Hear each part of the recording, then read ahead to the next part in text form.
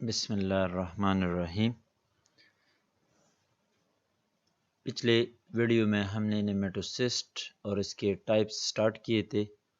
अब इस वीडियो में थोड़ा सा उसका कुछ पोर्शन रहता है नेमेटोसिस्ट का, वो डिस्कस करेंगे। यानी नेमेटोसिस्ट का जो डिस्चार्ज मैकेनिज़्म है, किस तरह ये रिलीज़ करता है, फायर करता है अपने इस थ्रेड को और उसके स्पाइंस को, क्या मैकेनिज्म है इसके पीछे। ठीक है, तो ये डिस्कस करेंगे।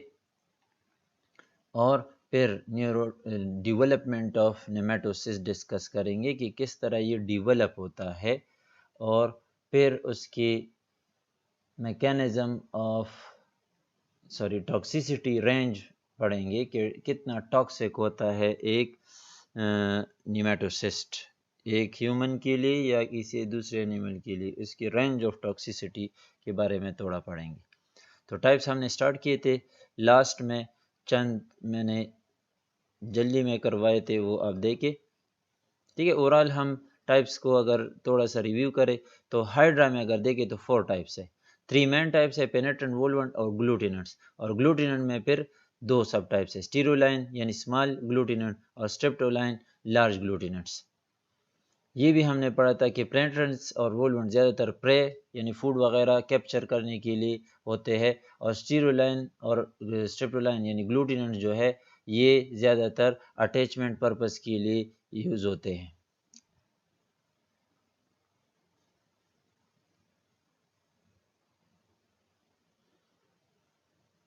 ठीक है, देखिए ये 4 टाइप्स हाइड्रा के हमने पढ़े थे। ओबेलिया में मैंने फिर आपको बताया था कि बेसिट्राइकस आइसोराइजाज होते हैं। आइसोराइजाज अगर आपको याद हो, ये ग्लूटिनेंट्स को कहते हैं। यहाँ पे देखिए, एट्राइकस आइसोराइजाज, हालोट्राइकस ग्लूटिनेंट्स, आइसोराइजाज के लिए दूसरा नेम है। ठीक है,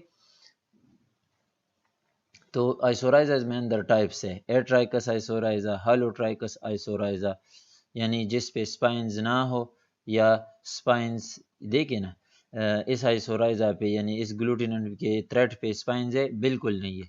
इस दूसरे को स्ट्रिप्टोलाइन ग्लूटिनेंट जैसे कहते हैं, उसको हालोट्राइकस आइसोराइजा भी कहते हैं। क्यों कहते हैं? क्योंकि हालोट्राइकस उसकी थ्रू द लेंथ स्पायरली ये रिंग्स ऑफ स्पाइंस मौजूद होते हैं।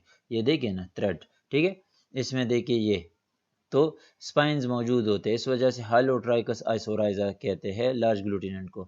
बेसिट्राइकस जो ओबेलिया में है, तो वो बेसिट्राइकस आइसोराइजा जो है उसके तकरीबन बिल्कुल हाइड्रोजोआ के नेमेटोसिस्ट की तरह होते हैं। ठीक है, ये देखिए, वे the nematocyst are of basitrichous isorhiza which is characterised by an oval capsule. इनका जो कैप्सूल है वो ओवल होता है। नीचे देखे, ये ओवल कैप्सूल, मतलब राउंड कैप्सूल नहीं होता, ओवल कैप, जिस कैप्सूल में पड़ा होता है तो वो ओवल होता है, ओब्लॉन्ग होता है यानी एलोंगेटेड होता है। और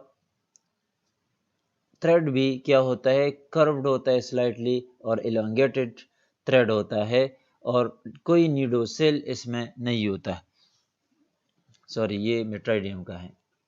ओबेलिया में बेसिट्राइकस आइसोराइजा होते हैं, जिसकी कैरेक्टरिस्टिक ये होती है कि ओवल कैप्सूल होता है और लॉन्ग थ्रेड होता है जो ओपन होता है एट द टिप, और bear a basal spines without a butt. ये देखे, यहाँ पे डायग्राम्स यहाँ पे नहीं दिए, लेकिन उसमें और इसमें फ़र्क क्या होता है, यानी ये इसी तरह होता है, लेकिन यहाँ पे सिर्फ स्पाइंस होते हैं, पूरे through the length of the thread नहीं होते, सिर्फ बेस पे कुछ स्पाइन होते हैं।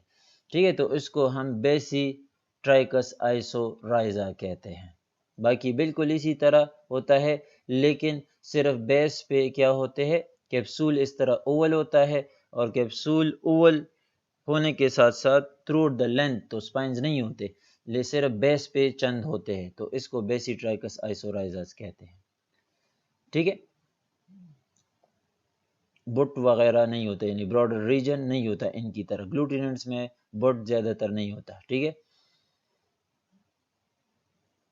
एरिलिया में मैंने आपको बताया कि फिर ये याद रखिए कि एरिलिया में दो टाइप्स ऑफ नेमेटोसिस्ट है, एट्राइकस आइसोराइजा वही स्मॉल ग्लूटिनेट्स, और हेट्रोट्राइकस आइसोराइजा एक और किस्म की जो नेमेटोसिस्ट है।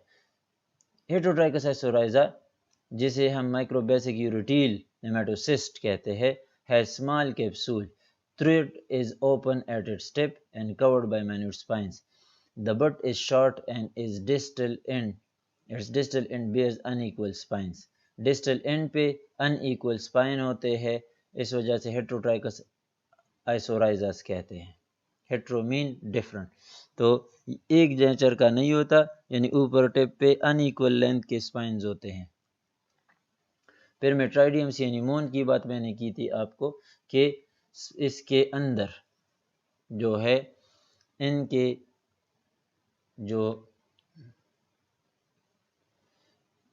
नेमेटोसिस्ट होते हैं वो दो बड़े कैटेगरीज में हम डालते हैं, स्पायरोसिस्ट और nematocyst proper. Spirocyst they are limited to 10, ये सिर्फ यानी सियानिमोन्स में स्पायरोसिस्ट एक खास किस्म के नेमेटोसिस्ट है जो सिर्फ टेंटिकल्स पे पाए जाते हैं और ओरल डिस्क पे, यहाँ पे माउथ मौजूद होता है, उधर भी। Each has a thin single walled capsule, इनमें थिन वॉल्ड कैप्सूल होता है, and containing a long unarmed spirally coiled tube of even diameter. ये देखिए अंदर अनआर्म्ड स्पाइर, ये ए जो है ये स्पायरोसिस्ट है, तो अंदर अनआर्म्ड यानी इस पे कोई स्पाइन्स वगैरह नहीं होते, और एक लॉन्ग ट्यूब्यूल, इसमें स्पाइन्स है, ठीक है, इसमें स्पाइन्स नहीं होते। इसको बेसिट्राइकस को कहते हैं। देखिए सिर्फ बेस पे थ्रू आउट द लेंथ पे स्पाइन नहीं है, ये देखिए इधर स्पाइन्स नहीं है, सिर्फ बेस पे स्पाइन्स मौजूद है, तो बेसिट्राइकस जो हमने उबेलिया का पढ़ा। ठीक, नेमेटोसिस प्रॉपर जो है it occurs everywhere and each has a thick double walled capsule, बहुत ज़्यादा एक मजबूत कैप्सूल इसका होता है, and possess a tube of variable nature but usually armed by spiral row of spine, ज़्यादातर पे स्पाइन्स होते हैं। The common types are basitrichous isorhiza, वो ऊपर हमने डिस्कस किया, ये बेसिट्राइकस आइसोराइजा है कि जिसके एक लॉन्ग थ्रेड होता है, एलोंगेटेड कैप्सूल होता है, और थ्रेड के बेस पोर्शन पे स्पाइन सिर्फ होते हैं, टिप पे नहीं होते। Microbasic mastigophore have rounded capsule long but, यानी बुट जो है वो लॉन्ग होता है, यहाँ पे डायग्राम नहीं है, with spiral spines and a long thread closed eight the tip, इसका थ्रेड जो है टिप पे बंद होता है, ठीक है। माइक्रोबेसिक मेस्टिगोफोर्स की तरह ये दूसरा भी है, लेकिन इस पे क्या नहीं होता, with spiral spine and without a thread, thread नहीं होता, ठीक है। Short boot with spiral spines and without a thread, इसमें थ्रेड सिरे से होता नहीं, इस वजह से माइक्रोबेसिक एमिस्टिगोफोर नेमेटोसिस्ट कहते हैं। Is it clear? अब नेमेटोसिस्ट डिस्चार्ज मैकेनिज्म, अगर शॉर्ट का हम कहे तो नेमेटोसिस्ट किस तरह डिस्चार्ज होता है, इसके लिए स्टिमुलस क्या होता है, तो यहाँ पे इन ब्रीफ अगर हम कहे, डिस्चार्ज और explosion of nematocyst is brought about from the proper stimulation of the trigger. Trigger जिस तरह पिस्टल में ट्रिगर होता है कि जब उसको हम दबाते हैं तो वो फायर करता है, या गन वगैरह, तो उसका अपना ट्रिगर हो, इसी तरह इसके लिए ट्रिगर नेमेटोसिस्ट का मैंने क्या बताया था, नीडोसेल होता है। Cnidocil is considered as the trigger for this firing of the nematocyst, ये नीडोसेल है, ठीक है, ये नीडोसेल है। तो जब ये केमिकल या मैकेनिकल स्टिमुलस की वजह से डिस्टर्ब हो जाता है तो ये फायरिंग काज करता है नेमेटोसिस्ट की। तो एक बात कि फायरिंग ऑफ नेमेटोसिस्ट या the nematocyst is discharge by the cnidocil stimulation, cnidocil थोड़ा सा स्टिमुलेट हुआ तो ये फायर करेगा। The trigger is activated by specific stimulus, अब ट्रिगर यानी नीडोसेल किस किस्म के मैसेज डिटेक्ट करवा के फायर करता है नेमेटोसिस्ट को, तो स्पेसिफिक स्टिमुलस होते हैं, वो स्टिमुलस जो है फिजिको केमिकल होते हैं, मैकेनिकल भी हो सकते हैं और केमिकल स्टिमुलस इन नेचर भी हो सकता है, यानी कोई केमिकल की कंसंट्रेशन वगैरह या इन टच आके कोई बॉडी पार्ट इस नीडोसेल को डिस्टर्ब करता है तो it can fire it's nematocyst. Which is generated by specific food, यानी फूड से आ सकता है, वाटर में कोई फूड मिक्स है तो उससे कोई केमिकल आ गया और इसके साथ अटैच हुआ, इसने डिटेक्ट कर दिया, या प्रे की बॉडी उसके साथ टच हुई, या कोई इनेमी प्रीडेटर वगैरह से वो मैसेज मिल रहा है, तो नीडोसेल इन तीनों कंडीशन में जब ये मैसेजेस डिटेक्ट करेगा तो ये फायर करेगा। नीडोसेल क्या है? Is a sensory microtubular organelle. जिस तरह फ्लैजिला होती है, जिस तरह सीलिया होती है, उसी तरह का एक स्मॉल हेयर लाइक स्ट्रक्चर है which detects the specific signal from the environment and trigger the discharge of nematocyst. Actual mechanism of nematocyst explosion is not yet completely understood, लेकिन इसमें हम बात कर रहे हैं कि नॉर्मली डिस्चार्ज मैकेनिज्म थोड़ा सा अगर हम यहाँ पे इसको एक्सप्लेन करें तो ये थोड़ा सा एक्सप्लेन वर्जन है। डिस्चार्ज मैकेनिज्म नॉर्मली मैंने बताया, when the trigger is enabled the cnidocyst capsule retain a significant amount of calcium ion that are discharged from the capsule into another cytoplasm of the nidocyte। समझ आ रहा है? जब नीडोसेल की तो हमने बात की ना कि जब नीडोसेल स्टिमुलेट होगा, तो जब वो स्टिमुलेट होगा तो जब नीडोसेल स्टिमुलेट हो जाएगा, तो जब नीडोसेल स्टिमुलेट हो जाएगा तो क्या होगा? वो मैसेज भेजेगा नीडोसाइट को कि फायर करे। तो ये इस फायरिंग के मैकेनिज्म क्या है? तो इस फायरिंग का मैकेनिज्म ये है कि जो नेमेटोसिस्ट होता है, जो कैप्सूल होता है, उसमें बहुत ज़्यादा कैल्शियम आयंस होते हैं। यानी यहाँ पे देखिए, ये कैप्सूल है, ये येलो लाइट कलर के, तो इसमें बहुत ज़्यादा कैल्शियम आयन स्टोर हुए होते हैं जब अनफायर्ड होता है इसमें। ठीक है, अनफायर्ड कंडीशन में बहुत ज़्यादा कैल्शियम आयन, ये डॉट्स के फॉर्म में मैं बना रहा हूँ, इसने बहुत ज़्यादा कैल्शियम आयन स्टोर किए होते हैं। जैसे ही निमेटोसिस्ट कोई स्टिमुलस आके इसको स्टिमुलेट करता है, तो ये मैसेज जो कन्वे करता है वो क्या चेंज काज करता है? इस कैप्सूल से कैल्शियम को इस साइटोप्लाज्म में सेंड करता है। साइटोप्लाज्म का है ये न्यूक्लियस जो यहाँ पे पड़ा है, ठीक है।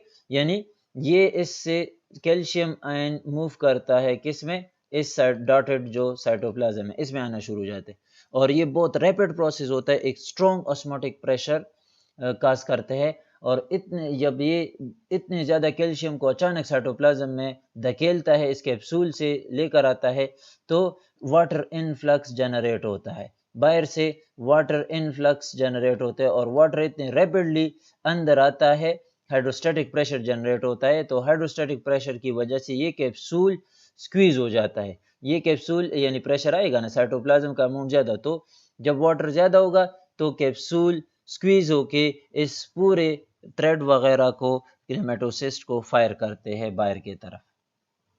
ठीक है, यानी आप कह सकते हैं कैल्शियम जब नीडोसेल स्टिमुलेट हो जाता है तो नीडोसेल स्टिमुलेट होने से क्या फर्क पड़ता है सेल में, यानी किस तरह नीडोसेल खास करता है नेमेटोसिस्ट के फायरिंग को, तो उसकी एक रीजन एक्सप्लेन ये करते हैं कि cnidocil triggers the inflow of calcium ion into the cytoplasm of the cnidocyte, और नीडोसाइट में जब ये अंदर आते हैं तो it causes a rise in the concentration, एक स्ट्रॉन्ग ऑस्मोटिक प्रेशर काज करते हैं साइटोप्लाज्म में, तो उसको कैंसिल करने के लिए बहुत ज़्यादा वाटर रैपिडली इस कैप्सूल में नहीं, ठीक है, इस साइटोप्लाज्म में अंदर आता है, तो इस साइटोप्लाज्म में बहुत ज़्यादा वाटर अंदर आके रैपिडली वो स्क्वीज करता है इस कैप्सूल को और फायर करता है बाहर, किसको? इस नेमेटोसिस्ट को। ठीक है, that are discharged from the capsule into another cytoplasm of the nidocyte. This result in a broad calcium concentration gradient all around the plasma membrane of the nidocyte. A sudden influx of water into the cell is caused by the subsequent osmotic pressure. Osmotic pressure क्या काज कर देता है? शाबाश, osmotic pressure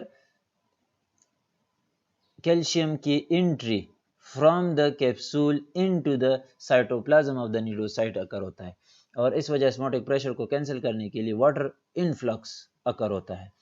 ठीक है, और the coiled needy tubule is forced to expel quickly due to तकरीबन 150 atm का एटमॉस्फेरिक प्रेशर लागू होता है इसमें कैप्सूल पे।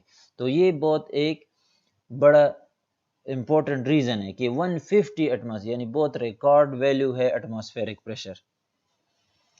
तो 150 एटमॉस्फेरिक प्रेशर अप्लाई होता है तो अ सडन इन्फ्लक्स की वजह से वाटर की, ठीक है, the coiled nuclei tubule is forced to expel quickly due to the rise in water volume throughout the cytoplasm। Cytoplasm में वाटर वॉल्यूम ज्यादा होगा ना, क्योंकि कैल्शियम उसमें आया है साइटोप्लाज्म में, तो कैल्शियम कंसंट्रेशन राइज किया तो अब वाटर उसको कैंसिल करेगा, तो बाहर से बहुत ज्यादा वाटर रैपिडली एंटर करता है और the coiled nuclei tubule remain within the cell in an inside out state prior to discharge। इससे पहले ये coiled फॉर्म में मौजूद होते हैं, वो तो आपको पता है, हमने स्ट्रक्चर में पढ़ा था। प्रे डिटेक्शन किस तरह करते हैं, स्टिमुलस डिटेक्शन किस तरह करते हैं, मतलब प्रे डिटेक्शन मतलब फूड आ गया या एक प्रे आ गया, तो इसकी डिटेक्शन वो तो मैंने बता दिया कि किसके थ्रू करते हैं, कीमोसेंसर नीडोसेल्स के थ्रू करते हैं, ठीक है। ये भी याद रखिए कि नीडाई या निमेटोसिस जो है ये सिंगल यूज होते हैं, which mean they use a lot of energy to do so, ठीक है, यानी एक दफा यूज हो जाते हैं बस फिर काम के नहीं रहते इनके लिए, वो फिर गिराते हैं। Neurocytes are attached to as a batteries. Neurocytes batteries के फॉर्म में हाइड्रोजोन्स में मौजूद होते हैं टू कंट्रोल डिस्चार्ज, वो हम पढ़ेंगे। बैटरीज मतलब 10-12 न्यूरोसाइट्स इकट्ठे मिल के ग्रुप बनाते हैं और इस तरह ये एक दूसरे को यानी कोऑर्डिनेट करते हैं, डिस्चार्ज को इकट्ठे डिस्चार्ज करते हैं। तो ये बैटरी, उसको बैटरीज कहते हैं, नेमेटोसिस्ट बैटरीज कहते हैं, क्योंकि उसमें 10 या 12 न्यूरोसाइट इकट्ठे मिलके एग्रीगेट होते हैं एक इंटरस्टिशियल सेल्स के इर्द गिर्द और वो इकट्ठे डिस्चार्ज होते हैं। जब एक ट्रिगर करता है, स्टिमुलस डिटेक्ट करता है तो सब डिस्चार्ज होते हैं, तो इस वजह से इसको हम एज अ बैटरीज कहते हैं। बैटरी यानी ग्रुप ऑफ नेमेटोसिस्ट और neurocytes aggregated in the form of a single group and acting as a single discharge unit with many forms of neurocyte attached to supporting neurons and cells। इसके अलावा बहुत ज़्यादा neurocytes neurons वगैरह और other sales के साथ मौजूद है। Chemosensors are located in the supporting cell that in conjunction with the mechanoreceptor mostly on neurocyte यानी neurocell enable just the right combination of stimuli including prey, swimming कर रहा है या केमिकल कोई ऑब्जर्व किया in prey cuticle or cutaneous tissue to induce discharge। वो मैंने बता दिया ऊपर कि स्टिमुलस क्या हो सकता है, तो काइटन मैकेनिकल स्टिमुलस भी हो सकता है, केमिकल स्टिमुलस भी हो सकता है। while sloughed of nuclei could be stimulated to fire separately, this stops the cnidarian from stinging themselves।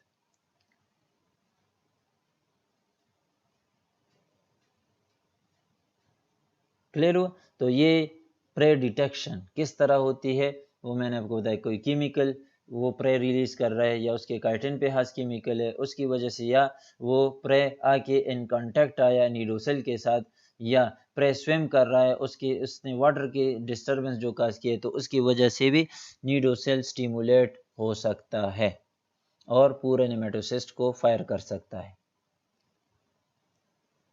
ठीक है। डिस्ट्रीब्यूशन नेमेटोसिस्ट फंक्शन तो मैंने बताया था कि कैप्चरिंग फंक्शन है, फूड कैप्चरिंग, लोकोमोशन में भी यूज होते हैं, ठीक है। एंड एंकरेज और होल्ड फास्ट टू सबस्ट्रेटम में भी यूज होता है। एंकरेज मतलब attachment to the substratum, rocks वगैरह के साथ अटैचमेंट के पर्पस के लिए भी यूज होते हैं। तो तीन मेन फंक्शन है, कैप्चरिंग, लोकोमोशन एंड एंकरेज, और साथ साथ क्या है, मेन वेपन ऑफ डिफेंस है, main weapon of offence and defence. Mainly तो ये इसलिए बना है कि प्रे वगैरह को फायर यानी पकड़े और डिफेंस करे अपनी बॉडी की प्रीडेटर्स वगैरह से। नेमेटोसिस्ट डिस्ट्रीब्यूशन यानी कि कहाँ पे बॉडी पे मौजूद होते हैं, तो ये बॉडी में टेंटिकल्स पे मौजूद होते हैं, टेंटिकल्स पे ज़्यादातर मौजूद होते हैं।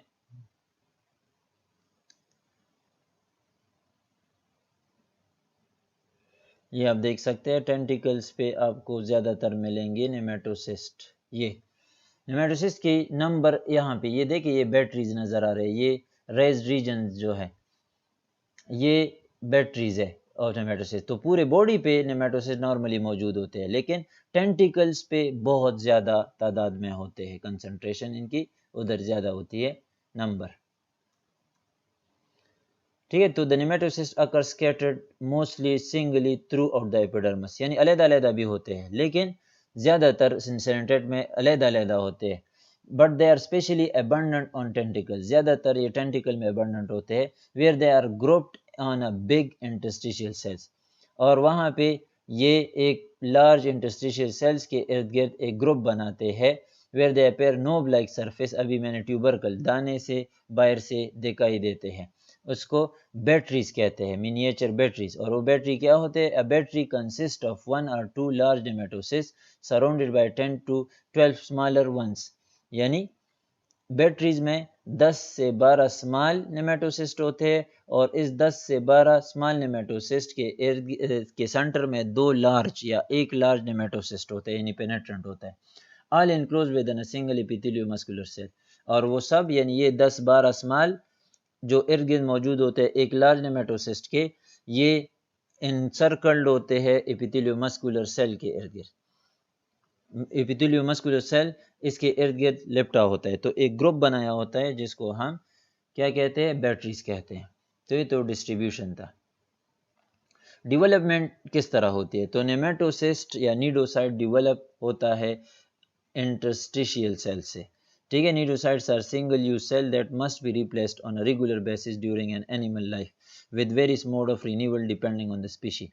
मतलब किस तरह नया बनाया जाए, एक दफ़ा यूज़ हुआ तो बस बात ख़त्म, वो फिर दोबारा यूज़ नहीं हो सकता, अब नया बनाना पड़ेगा इस एनिमल को। तो मोड ऑफ रिन्यूअल किस तरह है वो तो मैंने बताया। डेवलप किससे होता है? इंटरस्टिशियल सेल से डेवलप होते हैं। मोड ऑफ रिन्यूअल, हाइड्रा में एक खास किस्म के स्टेम सेल से यानी इंटरस्टिशियल सेल से ये बनाए जाते हैं। ठीक है, आई सेल्स कहते हैं, which are found inside the body column. Nematocyst in the early stage of development go through several round of mitosis, यानी स्टार्ट में तो बहुत ज़्यादा माइटोटिकली एक्टिव होता है without cytokinesis, resulting in nematoblast nest, यानी 8, 16, 32 और 64 सेल बन जाते हैं, नेमेटोब्लास्ट के ग्रुप्स बन जाते हैं, यानी डिवाइड तो होते हैं लेकिन साइटोकाइनेसिस नहीं होता। तो उसके अंदर बहुत ज़्यादा एक मल्टी न्यूक्लिएटेड बॉडी बन जाती है नेमेटोब्लास्ट की। नेमेटोब्लास्ट ग्रो कैप्सूल, फिर इसमें कैप्सूल ग्रो करता है। कैप्सूल एक जो ऑर्गेनेल है, ठीक है, nematocyst. After this expansion when the capsule is fully formed, capsule जब बन जाता है, the nest divide into individual nematocyst, तो फिर ये अलग-अलग नेमेटोसिस्ट बनना शुरू हो जाते हैं। कैप्सूल यानी एक ही बड़े एग्रीगेटेड नेमेटोब्लास्ट ग्रुप्स में बनते हैं, फिर वो अलग-अलग होते हैं। जब कैप्सूल बन जाते हैं तो कैप्सूल सेपरेट होते हैं। The majority of them make their way to the tentacles in which they are integrated into battery cells that house many nematocyst and neuron. The majority of them make their way to tentacles, ज़्यादातर ये फिर चले जाते हैं tentacles पे aggregate हो जाते हैं, जहाँ पे ये एग्रीगेट होके ग्रुप फॉर्म में बैटरीज बनाते हैं। ऊपर बैटरीज डिस्कस किया ना कि जिसमें एक नेमेटोसिस्ट, एक लार्ज नेमेटोसिस्ट सराउंड करता है 10-12 नेमेटोसिस्ट के, ठीक है, यानी उसके इर्द गिर्द 10-12 स्मॉल नेमेटोसिस्ट मौजूद होते हैं, और ये सब फिर ये 10-12 स्मॉल और एक लार्ज नेमेटोसिस्ट, इसके साथ इंटरस्टिशियल सेल एक लार्ज मौजूद होता है, और इन सब के इर्द गिर्द फिर एपिथेलियोमस्कुलर सेल मौजूद होता है, तो बैटरी बनाते हैं। Nematocyst firing is coordinated by battery cell. उसमें फिर इस ग्रुप ऑफ नेमेटोसिस्ट में जो 10-12 स्मॉल है और एक लार्ज है, तो इसमें इसकी फायरिंग, इन सब की फायरिंग कौन इनिशिएट करता है? उसमें एक खास किस्म का सेल होता है जिसको बैटरी सेल कहते हैं। यानी इस बैटरीज में एक सेल पर स्पेसिफाई होता है कि उसने स्टिमुलस डिटेक्ट करना होता है, और वो स्टिमुलस डिटेक्ट करके इस ग्रुप में, इस बैटरी में जितने भी नेमेटोसिस्ट है वो सारे फायर होंगे। मैच्योरेशन, नीडोसाइट मैच्योर होता है किस चीज़ से? तो एक्चुअली ये एक जाइंट गोल्जी वैक्यूल होता है, और वो इनलार्ज होता जाता है, यानी छोटे छोटे गल्जी वैक्यूल्स मिल के वो एक लार्ज वैक्यूल बनाते हैं, और उससे ये कैप्सूल बनता है। ठीक है, और ये वेजिकल यानी वेजिकल फ्यूज होके आपस में outside of the capsule and invaginate into capsule, और इसको फिर थ्रेट कहते हैं। तो इस तरीके से ये नीडोसाइट मैच्योर होता है, यानी एज अ कैप्सूल नीडोसिस्ट है। ठीक है, नीडोसिस्ट किस तरह अराइज होता है, तो आप सिंपल इतना याद रखिए कि ये गोल्जी बॉडीज के वैक्यूल होते हैं, वो छोटे छोटे वैक्यूल वेजिकल मिल के ये इकट्ठा एक लार्ज वैक्यूल बनाते हैं, और उस लार्ज वैक्यूल में फिर इन्वेजिनेशन की थ्रू, मेम्ब्रेन की इन्वेजिनेशन की थ्रू ये थ्रेड वगैरह बनते हैं। तो ये था नेमेटोसिस्ट की मैच्योरेशन या डेवलपमेंट, उसमें मोड्स ऑफ रिन्यूअल और नीडोसिस्ट मैच्योरेशन। नेमेटोसिस्ट टॉक्सिसिटी, तो नेमेटोसिस्ट टॉक्सिक भी हो सकता है। ठीक है, टॉक्सिक भी हो सकता है और ज्यादा लेस टॉक्सिक भी होता है। Nematocysts extremely powerful, nematocysts are extremely powerful weapons. A single nematocyst was found to be enough to paralyze a tiny arthropod, यानी इतना खतरनाक होता है कि एक अर्थ्रोपोड के एक्सोस्केलेटन को पंक्चर करके उसको पैरालाइज कर सकता है। ठीक है, the much more lethal cnidocytes are located on a box jelly fish bodies, ये रिपोर्टेड है। ठीक है, बॉक्स जेली फिश बॉडीज में ये लीथल नीडोसाइट्स जो बहुत खतरनाक होते हैं और खतरनाक किस्म के टॉक्सिन रिलीज करते हैं। As per the Australian Institute of Marine Science, another member of such a family, the sea wasp Chironex fleckeri, एक सेलेंट्रेट है, is said to be become the most venomous marine animal known, यानी सी water में जितने भी animals रहते हैं तो उसमें सबसे खतरनाक जहरीला जो है कायरोनिक्स फ्लेकेरी है, जो सेलेंट्रेट है, और उसकी वजह क्या है कि ये बहुत खतरनाक किस्म के न्यूरोटॉक्सिन्स, हास केमिकल, हास टॉक्सिन रिलीज करते हैं जो बहुत ज़्यादा खतरनाक होते हैं। इस वजह से Chironex fleckeri is considered as the most venomous marine animal. बाकी बॉक्स जेलीफिश भी खतरनाक किस्म के ये हिप्नोटॉक्सिन्स यानी बाज नेमेटोसिस्ट सिलेंट्रेट के हिप्नोटॉक्सिन इंजेक्ट करते हैं और उस वजह से वो कम्प्लीटली पैरालाइज करते हैं, ब्लॉक करते हैं नर्वस सिस्टम के फंक्शनिंग को। It might triggers excruciating pain throughout the human as well as death. ये देख सकते हैं, फैटल भी हो सकते हैं इन सब case. Many Cnidarian including the Sapanophore Phacelia phacelis, Portuguese में नफवार जिसे कहते हैं या ब्लू बॉटल कहते हैं, and the jellyfish Tyanea capillata, the lion's mane जिसे कहते हैं, popularized by Sherlock Holmes, might sting humans causing excruciating pain, बहुत बहुत शदीद किस्म का पेन काज कर सकते हैं। ठीक है, और इवन डेथ भी काज कर सकते हैं। तो ये कुछ एग्जाम्पल है टॉक्सिसिटी की। दूसरे एंड पे अगर देखें सियनिमोन्स में जो नीमेटोसिस्ट होते हैं वो सबसे माइल्डेस्ट स्टिंग होता है, मतलब बहुत कमजोर स्टिंग होता है, ज्यादा खतरनाक नहीं होता। Possibly due to nematocyst failure to cross the surface, वजह उसकी ये होती है कि नेमेटोसिस्ट उनका सरफेस को क्रॉस नहीं कर सकता। ऊपर केसेस में नेमेटोसिस्ट पंक्चर करता है स्किन को या सरफेस को, बॉडी सरफेस को, तो इस वजह से ज्यादा खतरनाक सेंसेशन इस केस में नहीं होती और उस केस में होती है जब स्किन पंक्चर होता है। तो ये तो नेमेटोसिस्ट। नेक्स्ट हम फिर मेंटेनेंस फंक्शन ऑफ निडेरिया पढ़ेंगे।